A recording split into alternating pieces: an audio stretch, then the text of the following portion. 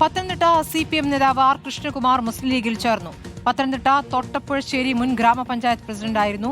CPM area committee അംഗം, local committee secretary പദവികൾ വഹിച്ചിട്ടുണ്ട്. പ്രവീൺ പുരുഷോത്തമനാണ് വിവരങ്ങൾ നൽകുക.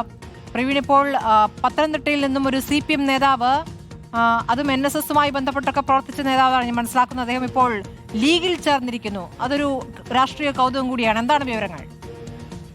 സ്മൃതി, ലീഗ് വക്താവ് ഷാഫി ചാലിയിൽ ഇപ്പോൾ CPM നേതാവ് ആർ കൃഷ്ണകുമാറിന് ലീഗ് അംഗത്വം നൽകിയിട്ടുണ്ട്.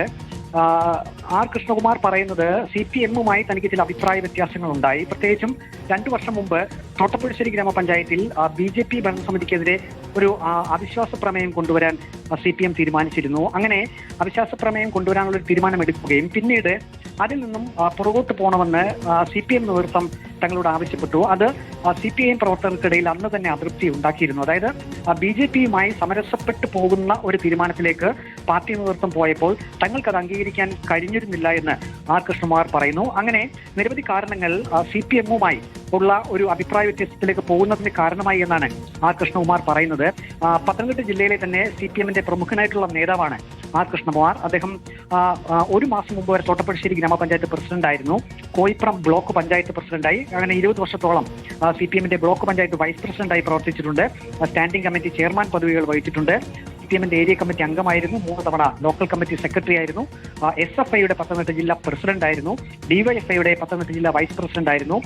SFIയുടെ Thiruvananthapuram law academy, law college union chairman പദവി കൂടി വഹിച്ചിട്ടുണ്ട്. കൂടാതെ തിരുവിതാംകൂർ ദേവസ്വം ബോർഡിന്റെ കേരള ഹൈക്കോടതിയിലെ സ്റ്റാൻഡിംഗ് കൗൺസിലർ കൂടിയായിരുന്നു. അങ്ങനെ നിരവധി പദവികൾ CPMിലായിരുന്നപ്പോൾ ആർ കൃഷ്ണകുമാർ വഹിച്ചിട്ടുണ്ട്. ആ കൃഷ്ണകുമാറാണ് ഇപ്പോൾ പാർട്ടിയിൽ നിന്നും രാജിവെച്ചുകൊണ്ട് ലീഗിലേക്ക് ചേർന്നിരിക്കുന്നത്. നേരത്തെ സൂചിപ്പിച്ചതുപോലെ തന്നെ നിരവധി അഭിപ്രായ വ്യത്യാസങ്ങൾ പാർട്ടിയുമായി ഉണ്ടായി. പക്ഷേ കൂടുതൽ പാർട്ടിയെ CPMനെ പ്രതിരോധത്തിലാക്കാൻ തന്നെ ആഗ്രഹിക്കുന്നില്ല.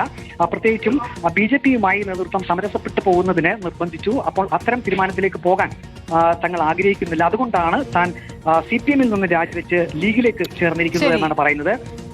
സ്മൃതി, പത്തനംതിട്ടയിൽ നിന്നാണ് CPM നേതാവ് ഇപ്പോൾ ലീഗിൽ ചേർന്നിരിക്കുന്നത്.